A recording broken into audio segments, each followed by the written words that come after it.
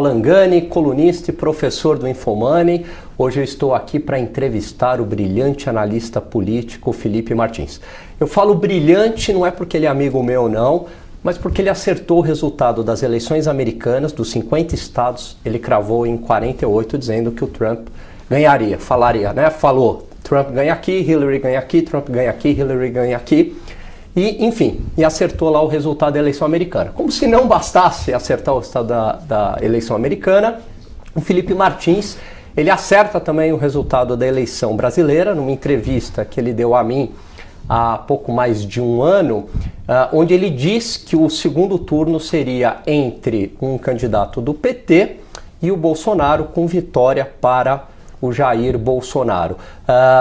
Pelo que eu sei, poucos analistas tiveram essa previsão e ele foi um deles, se eu não me engano. Acho que o William Vac também tinha algum call parecido, mas o Felipe Martins mais uma vez acertou. E gostaria aqui de agradecer mais uma vez, Felipe, obrigado por você estar aqui.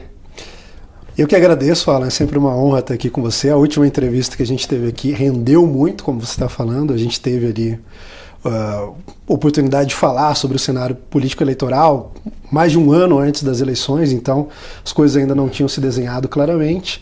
Foi muito positivo, como você deve imaginar. Eu aproveitei ali alguns clipezinhos para lembrar não só essa análise que eu tinha feito sobre como seria o segundo turno, mas uma coisa que me agradou muito também foi que eu tive a felicidade de dizer aqui para você quem seria o terceiro e o quarto colocado, principalmente o quarto colocado com Alckmin, que era a grande aposta da maioria dos analistas naquele momento. Então, eu acho que foi uma conversa muito positiva, tanto para mim, eu acho que para você também, tanto que a gente está aqui na nossa segunda, então também estou muito animado de conversar com você de novo. Com certeza, foi uma audiência fantástica, mas não só isso, a conversa foi muito positiva, teve um aprendizado, acho que muito grande, né, para o público. E eu costumo dizer o seguinte: público de investidores, quem te segue lá de graça, né, acaba tendo um call certo sobre política e o cenário político ele influencia os investimentos. Então, quem seguiu os seus conselhos na análise política tomou as decisões corretas de investimento e, em última análise, ganhou dinheiro. Então, isso é muito bacana, porque eu recebo esse tipo de feedback.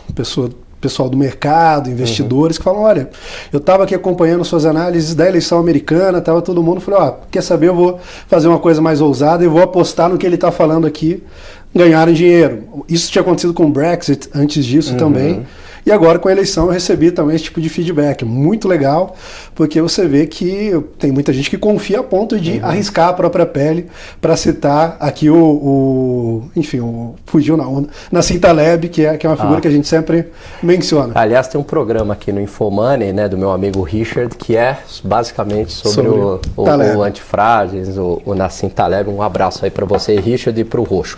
É o seguinte: você está muito importante, né? Daqui a pouco, como é que faz aí para falar contigo? Você estava agora, semana passada, nos Estados Unidos. Como é que foi isso daí? Conta pra gente. Você estava com o Eduardo Bolsonaro lá, né? Isso, eu fiz essa viagem com o Eduardo Bolsonaro aos Estados Unidos. Foi uma ideia que surgiu ali para fazer uma primeira apresentação sobre o momento que o país está vivendo, a mudança de governo, como será o futuro governo.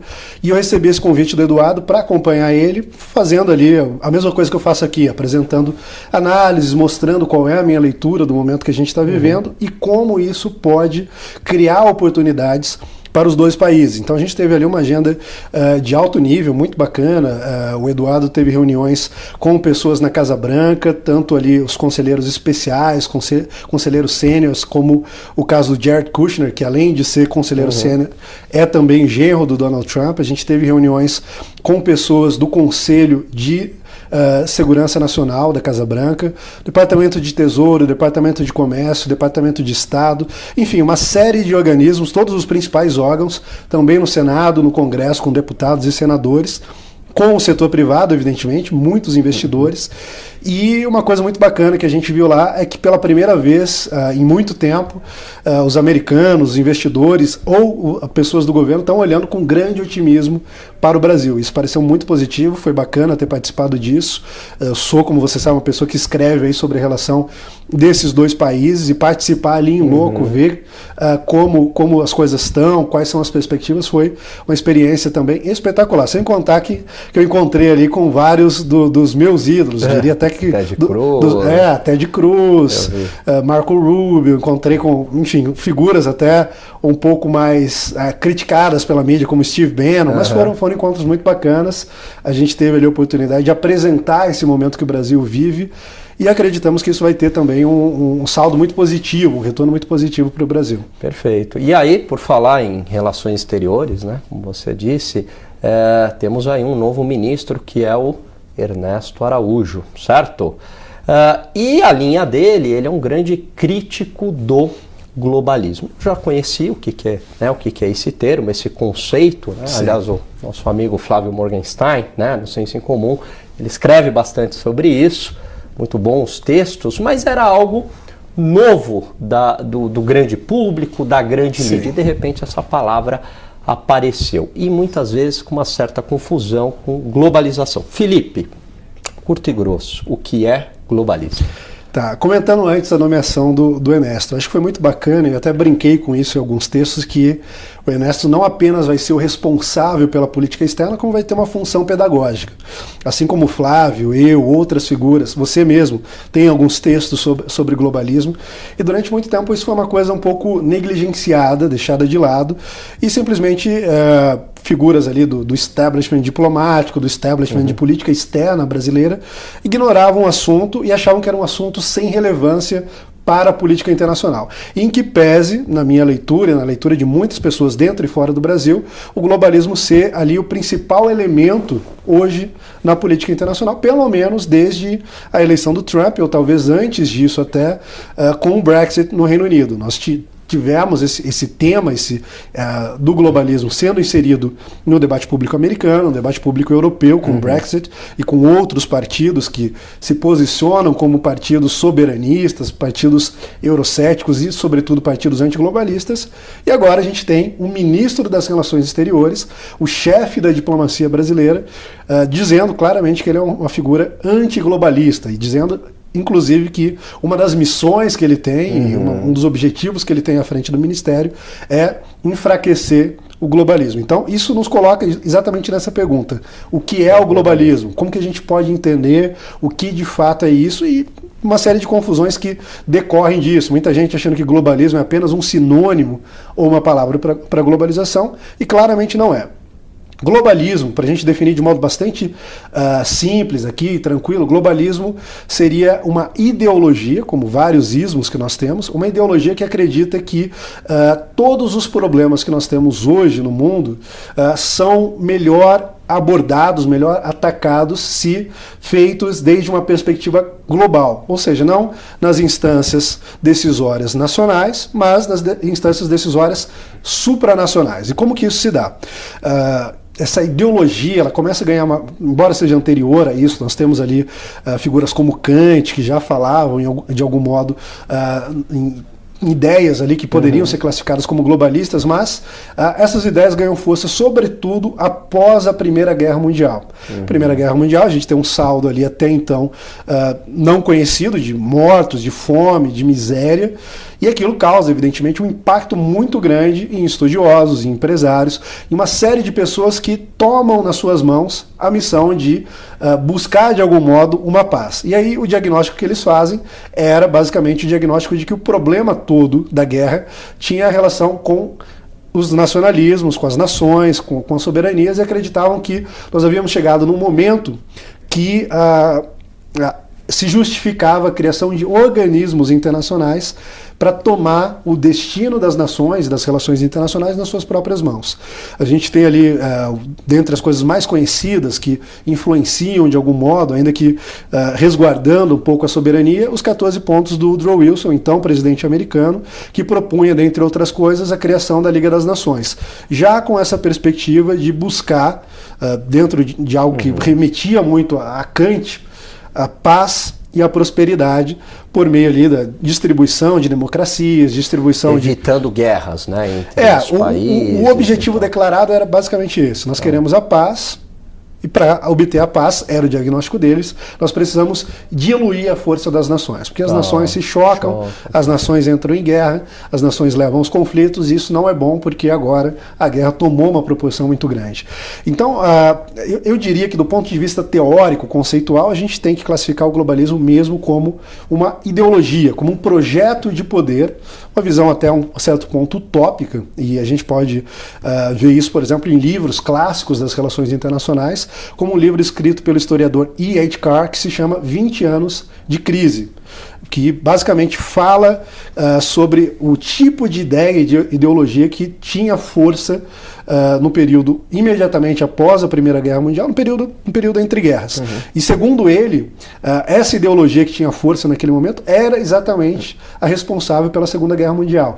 A gente consegue ver isso muito claramente na figura do Chamberlain, por exemplo, no Reino Unido, o primeiro-ministro que adotou ali aquela estratégia de appeasement, de apaziguamento em relação ao Hitler. Não, a gente precisa dialogar, aquela coisa meio iluminista, né? Se nós tivermos as informações e as ideias corretas, a gente consegue convencer qualquer um, vamos criar aqui vínculos comerciais, tentar forçar a democracia, porque aí a gente não tem conflito. Evidentemente isso falhou, não funcionou, e como todo mundo, agora a gente tem até uma série de filmes muito recentes que retratam isso. O Churchill, que era uma figura mais realista, um nacionalista, alguém que defendia ali a soberania da nação, teve que tomar o assunto nas próprias mãos e liderar o processo ali, pelo menos do ponto de vista do Reino Unido e do ponto de vista da Europa, contra o Hitler. Mais tarde veio a ajuda dos Estados Unidos e tudo mais.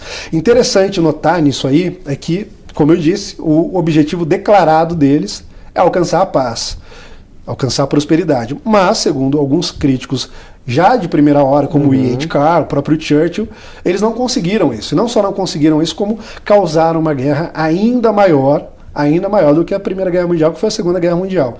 O saldo de mortes maior, fome maior, problemas econômicos também que afetaram ali, a gente pensar Grande Depressão e tudo mais, não diretamente relacionado com isso, mas também maior do que havia na Primeira Guerra Mundial. Então isso se mostrou bastante ineficaz. E a partir desse momento, o que eles começaram a dizer? Eles falaram, então não basta a ideia da paz, não basta a ideia da prosperidade, nós precisamos identificar um grupo de problemas globais, para que esses problemas globais justifiquem também uma ação global. Então eles falam ali num processo de spillover, de esparramamento, ou seja...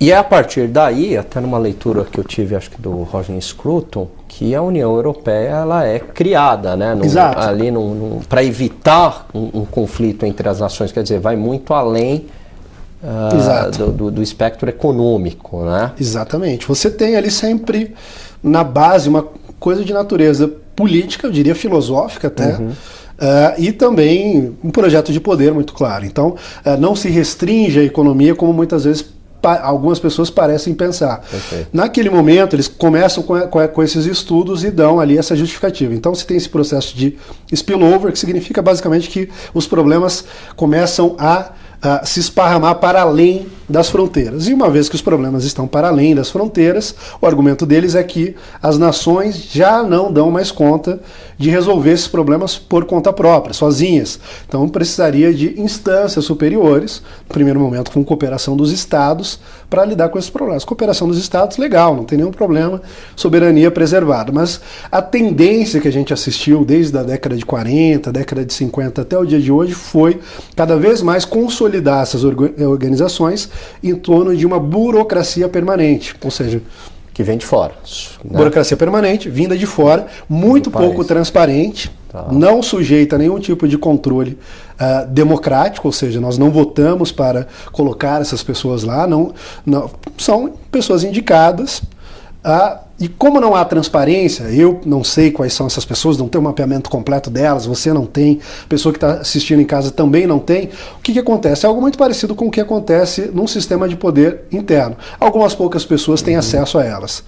seriam ali, digamos que os lobistas com alcance global, pessoas que têm a capacidade de influenciar, de formar o pensamento dessas pessoas, e é basicamente o que costuma acontecer via, sobretudo, as grandes fundações internacionais. O caso mais notório seria a Open Society do George Soros, que tem ali todo um aparato pronto para dialogar com essas pessoas, dar a elas subsídios do que pensar, do que defender, do que dizer, de qual mensagem adotar, e que a longo prazo acabam influenciando essas pessoas. Então, qual é a situação que nós temos? Nós temos basicamente uma tentativa de transferência de poder das instâncias representativas das democracias liberais dentro do país, dentro de uma nação, com representantes eleitos, representantes colocados lá pela vontade popular, bem ou mal, e que tem ali um nível maior de transparência, que podem ser afetados em alguma medida pela população. Que foram escolhidos legitimamente. Exatamente. Para instâncias supranacionais ou transnacionais com poder decisório, mas que não são transparentes, que não são passíveis de nenhum tipo de controle democrático e que também são inacessíveis ao cidadão comum. E aí me vem a outra pergunta, que é: qual é a pauta, Felipe? Quais exemplos que a gente tem? Qual que é essa pauta do globalismo? Isso é muito curioso, porque como se trata de um projeto de poder, a pauta pode mudar de uma hora para outra. Um exemplo que eu dou aqui. Era muito comum, por exemplo, na década de 60, 70, pegando ali anos 80 até os anos 90, se falar sobre um boom demográfico que seria muito prejudicial ao planeta Terra. Então se falava, por exemplo, que as pessoas tinham muito filhos e que esse crescimento populacional teria um impacto muito grande, que as pessoas não teriam alimentos, que teria um efeito predatório sobre o meio ambiente e tudo mais. Isso emplacou sobretudo na Europa. Então, o que aconteceu? Mediante esse discurso, as pessoas na Europa, claro que por uma série de outras razões também, mas isso culturalmente impactou muito. As pessoas passaram a ter menos filhos, passaram a ter uma visão, digamos que, consciente em relação ao crescimento demográfico. Olha, em vez de ter aqui 8 filhos, como nossos pais tinham, como nossos avós tinham, 12, vamos ter um filho só, ou em alguns casos, nenhum. E foi o que foi acontecendo, até que chegou o momento atual em que o discurso globalista muda para o seguinte: olha, agora nós temos o envelhecimento da população europeia, não temos mão de obra suficiente, nós precisamos adotar como uma nova pauta aqui a imigração. A imigração, sobretudo, de países árabes, de países africanos, para a Europa. Isso tem um impacto muito grande, evidentemente, porque no volume, na quantidade que essa imigração ocorre, e no modelo adotado e preconizado por essas instituições, que é o modelo multiculturalista, onde você preserva as raízes de origem da pessoa, ou seja, ela não assimila a cultura local, ela vai para Londres, mas não necessariamente precisa aprender a falar inglês. Você tem lá vários bairros, um bairro paquistanês, um bairro indiano, um bairro brasileiro, e simplesmente não há uma integração. Então você vai criando uma balcanização da sociedade e temos aí essa crise muito grande que está catapultando partidos mais conservadores e soberanistas ao poder, não só nos Estados Unidos, como foi, o Trump teve essa pauta da imigração, uma pauta muito central no discurso dele, mas na Europa também. O Brexit teve ali esse discurso muito forte em relação à imigração, em relação às políticas migratórias da União Europeia, mas o que eu quero mostrar aqui é que quando as justificativas servem a esse projeto de poder, a essa ideologia, elas mudam. Então, no primeiro momento, a gente falava sobre uma explosão demográfica, segundo momento, não, agora a gente tem gente de menos e precisa começar a importar pessoas de fora. Então, o grande problema que eu vejo aqui... E hoje seria a principal pauta do globalismo atualmente, seria a livre imigração sem fronteiras? Não diria que é a principal. É uma pauta importante, uma pauta que é muito sentida, porque quando é num nível, digamos assim, no nosso nível, no nível governamental, de diplomatas, de altos empresários, e a gente tem contato, por exemplo, com imigrantes de outros países, normalmente é muito tranquilo, porque nós todos temos uma cultura cosmopolita. Sim. Você tem estudos, por exemplo, que mostram que essas pessoas, uma classe, digamos, mais elevada das sociedades no mundo todo, se informam basicamente pela Economist, se informam basicamente pela CNN e pelo New York Times. Então, senta um paquistanês, um brasileiro, um japonês e um chinês, todos eles leem das mesmas fontes, compartilham compartilham das mesmas ideias e você não tem um choque muito grande. Onde esse choque é sentido? É exatamente onde o Trump conseguiu a maior parte do apoio dele, onde o Brexit conseguiu a maior parte do apoio dele, que são nas camadas sociais mais baixas. Você tem ali pessoas que são de mundos diferentes de fato, que não falam a mesma língua, sequer tem a possibilidade de comunicação, tem culturas muito distintas e tem impactos do ponto de vista do emprego, do ponto de vista... Aquelas pessoas sentem um impacto real nas suas comunidades e aí, evidentemente, surge um problema. A gente tem problemas, por exemplo, nos Estados Unidos e na Europa, de conflitos de gangues étnicas que ocorrem e levam ali um número grande de crimes, tanto gangues étnicas do próprio país quanto de imigrantes. Então, todos esses problemas existiam, eram problemas gritantes, afetavam de modo claro a população, mas as elites pareciam simplesmente não percebê-los. Parecia, de algum modo, cega para esses problemas. E aí começaram a surgir alguns políticos, como Trump nos Estados Unidos, Nigel Farage no Reino Unido, citaria aqui o Sebastian Kurz na Áustria, Geert Wilders na Holanda, a gente pode citar o Matteo Salvini na Itália, dentre outros, que mostraram alguma sensibilidade em relação a esse problema e não à toa acabaram sendo eleitos. E você disse que essa é uma das, né, livre imigração, sem fronteiras, etc. E teriam outras pautas. Sim. Quais poderia elencar rapidamente? Quais seriam as... Eu diria que a pauta principal é a instrumentalização das preocupações em relação ao meio ambiente. Veja que eu não estou falando que as preocupações em relação ao meio ambiente, em relação às questões climáticas, não são preocupações legítimas. Você citou o Roger Scruton, ele tem um livro muito bom, reivindicando, inclusive, essa pauta para os conservadores, sim, mostrando que o sentimento ecológico, essa disposição de preservação, de conservação, é uma disposição muito natural ao conservador. O que ocorre quando a gente fala disso numa pauta mais global? Você tem ali um certo alarmismo climático que trata, e isso é identificável, quem conhece estruturas, por exemplo, de narrativa, estruturas literárias, você vê claramente as estruturas de narrativa apocalíptica sendo utilizada em relação à pauta climática. Então você incute um medo muito grande na população, mostra, olha, a gente tem esse problema aqui, fecha totalmente o debate, embarga totalmente o debate, qualquer pessoa que questione os consensos em relação a isso é tratado como teórico da conspiração, alguém contrário ao meio ambiente, alguém que é pago ou financiado pelos interesses de grandes empresas, do agronegócio e coisas assim. Você embarga, então, o debate, não permite, e ciência não se faz assim, a gente sabe que a ciência ela precisa da falseabilidade, precisa do questionamento, precisa ter pessoas ali que pelo menos tenham a disposição de falar, olha, tudo bem, a gente tem esse consenso, mas vamos ver se há algo diferente aqui, ou se a gente descobre algum outro motivo. E hoje em dia simplesmente não possibilitam isso, porque é muito mais do que ciência, o que se faz hoje em nome desse alarmismo climático é uma ideologia. Quer dizer, a ciência sendo instrumentalizada. Tá. Sendo instrumentalizada para um projeto de poder. Então eu diria que essa é a principal pauta, porque de fato você não tem como conter o clima, o meio ambiente dentro das fronteiras. Fronteiras são linhas políticas desenhadas por meio de convenções históricas, de arranjos que foram se criando aí ao longo da história. Mas o meio ambiente não se conforma a isso. Então, dentro daquela ideia de spillover, de esparramamento, de espalhamento através das fronteiras, essa é a mais visível das ideias. Então, olha, nós temos aqui um problema em relação ao clima, ora se fala no aquecimento global, depois, olha, talvez não seja o termo mais adequado, vamos falar simplesmente sobre mudança climática, porque ora um território pode estar mais frio do que o normal, então fala de um desequilíbrio climático, mas o fato que não é um termo preciso, né? Mudança climática, para cima, para baixo. A grande jogada ali é que você mostra que existem mudanças e mudanças ocorrem de fato. Porém, se o homem você tem o pressuposto de que o homem é o grande responsável por isso. Em relação a isso, você não tem ainda nenhuma grande demonstração científica. Há cientistas que discordam, há cientistas que criticam, mas seja como for, independentemente do que a ciência diga, a gente identifica claramente uma instrumentalização política disso. Por quê?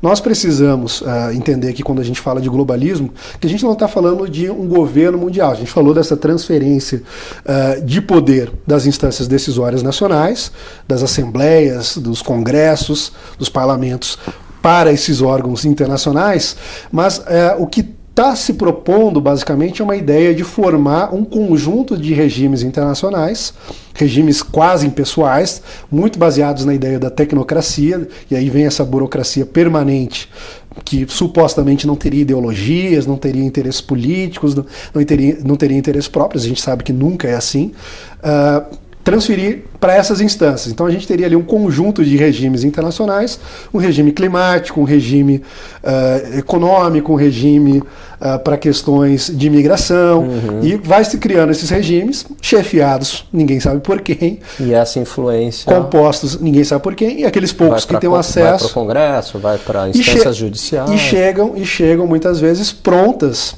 dessas instâncias superiores para os nossos parlamentares, para os nossos congressos. Um exemplo disso, educação.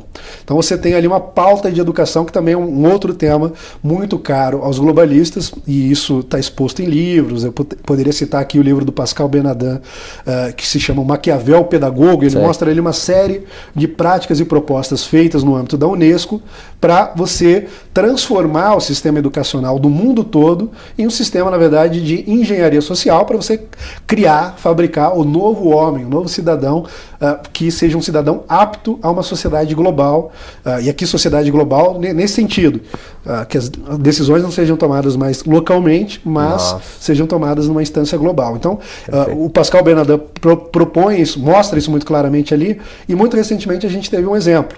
O Trump, uma das pautas que ele combateu muito durante as eleições dele, foi o chamado Common Core, que propunha ali a criação de uma base curricular comum a todo o país americano, todo o território americano. Isso numa federação é sempre muito mal visto, afinal de contas, você tem a União impondo de cima para baixo o que cada um dos estados deve ensinar às suas crianças, como devem abordar a história, e lá a gente tem uma série de visões diferentes. Ao mesmo tempo que isso estava ocorrendo lá, a gente estava aprovando aqui no Brasil a BNCC, Base Nacional Comum Curricular. Se você olhar no Uruguai, se você olhar no Paraguai, na Argentina, olhar nos países europeus, nos países africanos, isso havia sido proposto ao mesmo tempo em todos esses países. Será que nós tivemos aí um alinhamento dos planetas e todo mundo estava pensando igual exatamente no mesmo momento? É evidente que não. Isso veio como uma pauta pronta dessas instâncias superiores que gozam de alguma credibilidade. Então, se você fala, por exemplo, hoje no Brasil, olha, essa escola foi premiada pela Unesco, tem aqui o aval da ONU, para muitas pessoas isso ainda significa uma coisa positiva. Só que o que as pessoas não fazem é pensar o que está por trás dessas pautas da Unesco, não tem acesso, por exemplo, a um trabalho como o do Pascal Benadin, que mostra ali tudo o que está por trás, quais são as intenções e coisas documentadas. O livro dele, ele faz alguns comentários breves, mas é basicamente um livro composto de documentos, mostrando toda a documentação do âmbito da Unesco, como se instrumentaliza a educação das nossas crianças para pautas globalistas. Então, eu citei aqui o caso da Base Nacional Comum Curricular, que foi aprovada aqui no Brasil, mas eu poderia citar também o caso da ideologia de gênero, que tanto embate causou aqui.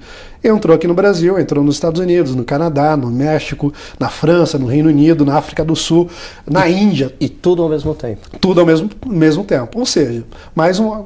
Então, tem algum problema aí. Tem algum problema aí. Você diz, quer dizer, não é uma mera coincidência, é uma ação coordenada, porque é justamente em pautas diferentes, entrando ao mesmo tempo em vários países, vindo de cima para baixo. Da mesma forma que há essa coincidência, né, essa pauta coordenada, não teria também, e isso me chama muita atenção, eu estava conversando com um amigo meu que escreve aqui no Infomoney, que é o Alexandre Pacheco, e a gente estava conversando sobre isso. Quer dizer, não é também uma coincidência as reações a tudo isso. Isso não te chama atenção, Felipe? O que eu quero dizer é o seguinte, a eleição do Trump nos Estados Unidos, o Brexit no Reino Unido, a própria, talvez, aí não sei se dá para encaixar, a própria eleição do Jair Bolsonaro aqui no Brasil, né? O não às Farc, o perdão das Farc na Colômbia, entre outros exemplos, talvez agora na França, o que está acontecendo, não sei, algo também para você nos iluminar aqui, não me parece que é uma mera coincidência essa reação, né? A gente tem até um texto que é o cansaço, a gente escreveu junto, o cansaço das ideologias, né, e a ascensão do Bolsonaro. Não é muito isso, quer dizer, é uma hipótese plausível dizer que as pessoas, o cidadão comum, ele está cansado dessas ideologias e está tendo uma reação a tudo isso, porque, né, em diferentes países ocorre essa reação. Olha, Alan, eu tenho uma visão muito particular disso. A gente estava falando sobre essas coincidências de pauta, só para concluir isso antes da gente entrar. Existe um estudo que mostra que 80% dos projetos de lei propostos no parlamento brasileiro vêm de organismos internacionais. Ou seja, eu gosto muito de lembrar que nenhum político cria as suas próprias ideias, o seu próprio discurso. Eles sempre buscam de algum repertório que está posto na sociedade, seja pela academia, seja por consultoria, seja por intelectuais. E muitas vezes ele nem sabe, né? Não da sabe, influência, não sabe, de onde que não veio sabe, aquilo. não sabe. Né? Por isso o filósofo Olavo de Carvalho ele diz, né, que é importante você saber de onde que veio a sua ideia. Exatamente, você tem que né? rastrear a origem dessas ideias. Uma psicanálise intelectual. Exato, exato. E a maioria não sabe, simplesmente não sabe. Chega lá, olha, isso aqui é uma coisa de muito prestígio, está sendo feita nos Estados Unidos, na França, e o cara compra a ideia, leva adiante sem saber o que está envolvido naquilo ali. Então, a gente falando sobre esse dado aqui só do nosso parlamento, mas isso é o mesmo em todo o mundo. A gente pode ver que há essa convergência de pautas em uma série de outros temas.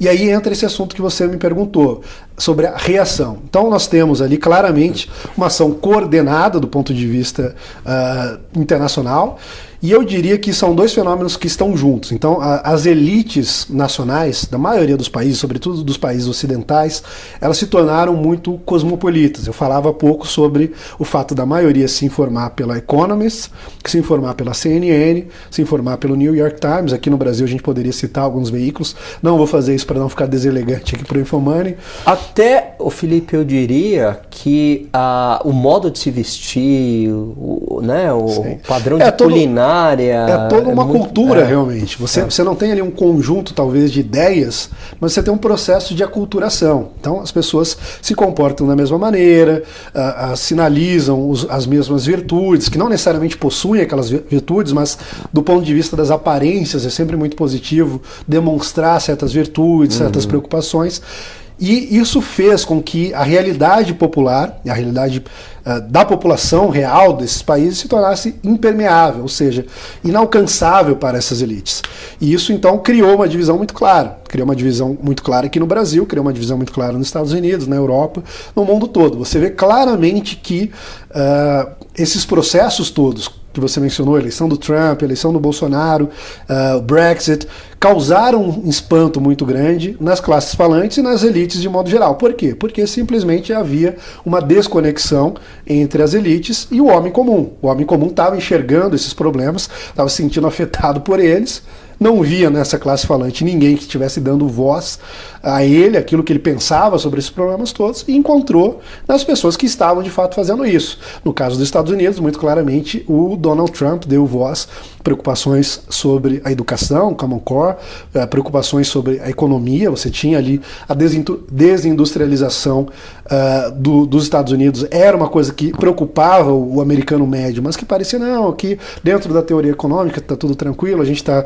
transferindo as nossas indústrias, mas agora a gente está numa nova onda, a indústria do conhecimento e tal, mas muitas pessoas simplesmente não estavam inseridas nessa indústria do conhecimento. O cara tinha treinado a vida toda dele para ser um minerador, um mineiro, ou treinado ali para ser uma pessoa de chão de fábrica, e aí simplesmente esse impacto era sentido por ele. A mesma coisa aqui no Brasil em relação à pauta de segurança. As pessoas que estavam ali fechadas, talvez, nos seus condomínios, que tinham seguranças, carros blindados, sentiam pelo noticiário, quando paravam para olhar ali, não são o público-alvo também de programas como Cidade Alerta e coisas assim, mas quando aparecia alguma coisa no Jornal Nacional, na Globo News, viam um problema de segurança, mas era um problema teórico, um problema que existe. Enquanto que a população média mesmo era afetada por isso diariamente, sendo assaltadas, sendo roubadas, tendo filhos assassinados, pais, parentes, amigos. Então, essa desconexão entre a elite e o que eu diria que o cidadão médio, a realidade popular, faz parte desse fenômeno. Por quê? Nós tínhamos nessas elites nacionais aliados dessa pauta globalista que viam isso com bons olhos, realmente acreditavam nisso, não faziam isso por mal, por serem maquiavélicos ou qualquer coisa assim. Não, eles acreditavam que aquilo realmente era importante. Olha que importante, a gente está aqui defendendo o direito dos transgêneros, a gente está aqui falando sobre ideologia de gênero, é uma pauta importante, legal. Mas esqueciam que tinham 70 mil homicídios, esqueciam que tinha uma série de outros problemas acontecendo que simplesmente estavam sendo ignorados por essa mesma elite. Isso não foi uma coisa exclusiva dos Estados Unidos, não foi exclusiva exclusiva do Brasil. E como eu disse, eu tenho uma visão bastante particular sobre a reação. Então eu diria que a reação ela começa em relação ao mesmo fenômeno no mundo todo, mas em momentos e de modos distintos. Então, eu apontaria Israel, por exemplo. Israel, você tem também um movimento soberanista, antiglobalista muito forte, centrado sobretudo no Likud, na figura do Benjamin Netanyahu. E ali a gente tem uma coisa muito curiosa, porque Israel, o Estado de Israel moderno, é criado sob a liderança da Assembleia Geral da ONU, proposta ali do plano de partilha, a criação dos 2 estados. Mas essa Organização das Nações Unidas, que existia em 1948, quando Israel foi criada, ela se transformou numa outra coisa. Nós tínhamos 51 estados naquela época. E aí a gente teve todo o processo de descolonização, muitos países árabes, muitos países africanos de maioria islâmica, que acabaram levando a Organização das Nações Unidas para um outro caminho. Que caminho era esse? Um caminho que tratava Israel de um modo bastante complicado. Então, a própria existência de Israel, num certo momento, se tornou um objeto de risco. Ou seja, tinha sido criado pela ONU, o Israel moderno, evidentemente existe Israel muito antes disso, mas agora a própria ONU era instrumentalizada, ou era usada, ou a própria burocracia permanente da ONU se voltava contra Israel, que via nisso, então, uma ameaça à sua própria existência. E aí a gente tem uma reação ali de natureza instintiva até por parte de Israel, de falar, olha, a gente precisa se resguardar aqui em relação à Unesco, a gente precisa se resguardar em relação à Comissão de Direitos Humanos da ONU, porque a Comissão de Direitos Humanos da ONU, 90% das condenações eram a Israel, sendo que você tem países como Venezuela, como Cuba, Coreia do Norte, que simplesmente não recebiam a mesma atenção. Então eles falam, pô, tem uma coisa ali que é desproporcional, a gente precisa ver qual é o problema disso aqui, e começaram a se resguardar em relação a isso. Nos Estados Unidos a gente já teve um processo diferente. Que processo é esse? Começa com o Tea Party, lá atrás, quando eles falam, olha, a gente tem um problema com o establishment republicano, a gente tem um problema com o establishment republicano, mas principalmente com os democratas. E a gente precisa de pessoas aqui vinculadas à base, aquilo que eles chamam de grassroots conservador. E aí foram lá e apoiaram uma série de deputados, uma série de senadores, como Marco Rubio, por exemplo, que se elegeram com a promessa de levar as pautas conservadoras para dentro do Congresso. O problema é que, uma vez que esses caras chegaram lá, muitos deles adotaram uma instância mais moderada, se deixaram normalizar pelo processo ali de Washington e não defendiam mais as pautas que eram caras ao Tea Party. Como isso aconteceu? O que eles falaram? Olha, o próprio establishment republicano e esses caras que a gente elegeu não são assim tão confiáveis. Então, a revolta e a reação antiglobalista nos Estados Unidos ocorre numa reação contra o próprio establishment republicano, que sempre foi o Partido Conservador. E aí é interessante notar que o neoconservadorismo, que era uma ideologia que influenciou muito o último governo republicano antes do Trump, que é o governo Bush, era também tinha ali uma pauta globalista. Por quê? Aquela ideia de espalhar democracias. Então a gente vai espalhar democracias pelo mundo, a gente vai espalhar o modelo americano pelo mundo, e isso vai trazer uma paz global. E a própria ideia de tirar o poder dos estados dentro dos Estados Unidos, exatamente, né? E colocar mais no governo federal, centralizaram muito, criaram uma pauta de vigilância muito forte, e tudo isso causou uma reação, primeiro aos neoconservadores, ao establishment republicano, e depois à própria pauta globalista. Como o Trump foi muito hábil politicamente e soube dar voz a esse discurso, isso ocorreu porque ele estava em contato com essas pessoas, ele fazia discursos ao Tea Party ali 2, 3 anos antes, ele já estava em contato direto com essas pessoas, ele foi catapultado ao poder assim. E aqui no Brasil, basicamente também o mesmo processo, uma reação que eu diria que começou antes do Bolsonaro, em 2013, quando nós tivemos a tentativa da esquerda de acelerar o processo de estatização, de socialização do Brasil, com a Dilma ainda lá atrás, em junho de 2013, você tem uma reação primeiro às tontas, a população começa a expulsar os elementos comunistas, e isso foi dar aqui na eleição do Bolsonaro. Curto e grosso, Felipe, que nosso tempo está estourando, Sim. A pauta é complexa, eu ficaria aqui horas contigo. Dá para colocar então o globalismo como uma ideologia de esquerda? Eu não sei. se daria para dizer que é uma ideologia de esquerda, porque você tem alguns arranjos que podem ser confundidos com a direita, que poderiam ser globalistas, e você tem alguns arranjos de esquerda que podem se confundir. Dentro de uma definição que considera qualquer ideia utópica e descolada, no sentido de um projeto de mundo melhor e tudo mais como esquerda, você poderia colocar. Mas dentro das clivagens tradicionais, talvez fosse melhor dizer que é um instrumento que pode ser usado tanto pela esquerda quanto pela direita, embora uma direita mais tradicional sempre se volte contra o globalismo. E aí essa reação da direita, né, contra esses movimentos ideológicos ou essa ideologia, muita gente classifica, não, você está substituindo uma ideologia por outra, né? O conservadorismo é uma ideologia ou não? Assim, eu sei que é complexa a pergunta. Consegue resumir aqui para a gente terminar? Não é uma ideologia pelo seguinte, conservadorismo é uma disposição, uma forma de você lidar com os problemas conforme eles aparecem. Isso significa que você não tem uma fórmula pronta de como lidar com esses problemas. Você vai olhar os problemas, vai medir as consequências e em cada situação você vai fazer uma opção, aquela opção que pareça mais responsável e que tenha as consequências melhores diante das circunstâncias possíveis. Perfeito. Então você não vai estar sempre indo pelo caminho de igualdade, não vai estar sempre indo pelo caminho da liberdade. Em alguns momentos você vai ter que agir numa direção, em outros momentos em outra direção. Então é uma postura diante dos problemas, é uma disposição, como diria o Michael Oakeshott, mas não necessariamente um ideário, um conjunto de ideias formuladas, prontas ali para resolver e você impor em qualquer contexto, independentemente de uma análise prévia. Não. Então a gente não pode dizer que o conservadorismo é uma ideologia, a gente pode dizer sim que é uma disposição, uma forma de lidar com os problemas e com a realidade. Tinha muito tema para a gente ainda falar. Vou deixar aqui a porta aberta. Queria falar ainda contigo sobre reforma da Previdência, sobre perspectivas do novo governo, mas eu acho que esse tema do globalismo ele surgiu super importante. É uma pauta importante. E como você é um especialista em política internacional, era justamente para esclarecer isso para a sociedade, porque muitas vezes, né, globalismo e globalização... eu acho que faltou a distinção.